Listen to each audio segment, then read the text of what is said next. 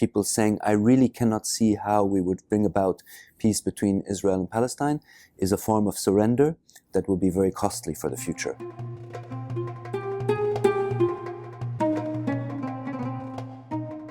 You mentioned both frontline humanitarian assistance and maybe longer-term development assistance. How do you ensure that these programs lead to self-sufficiency amongst refugees as opposed to a dependence on your aid? This is a point that I found extremely interesting when joining UNRWA, because I come from a more traditional humanitarian emergency background. And what I found with this investment in education that has been at the heart of UNRWA's identity almost from the start, and one really has to give credit to those who at the origin had that vision of not only doing what most humanitarian agencies do, which is sort of the regular repetition of the same emergency response activities, but they saw, and that is how I see it today, that we don't look at people only from the perspective of being a victim of a situation. Of course, Palestine refugees are victims of a historic injustice.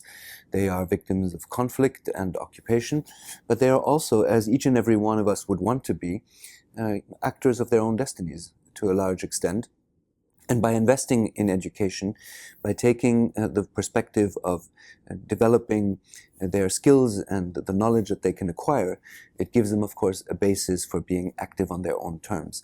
This is something that I think is very important. And when I look at what UNRWA has been able to do in Gaza during the 2014 conflict, or currently in Syria, we are able to respond on the ground because we have the staff that is already there, invested in these long-term activities, and can shift in emergency response because they are already present on the ground.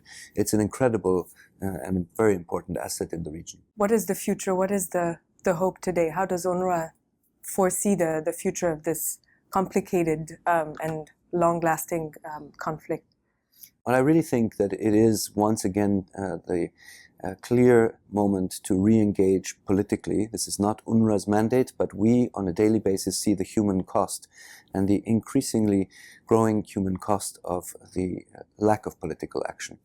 The fact that we are still there as an organization 65 years on is also a painful reminder of the failure of the international community to address the fundamental causes of this conflict between Israel and Palestine, to address the occupation, and to overcome a set of parameters that are now so hardening in terms of positions in the context. Without that, 5 to 10 years down the line, things will be more polarized, not less. I have not worked in a single conflict environment where things become less polarized in the absence of political engagement. And so it is really time for people to understand that skeptical attitudes that we often see, people saying, I really cannot see how we would bring about peace between Israel and Palestine, is a form of surrender that will be very costly for the future.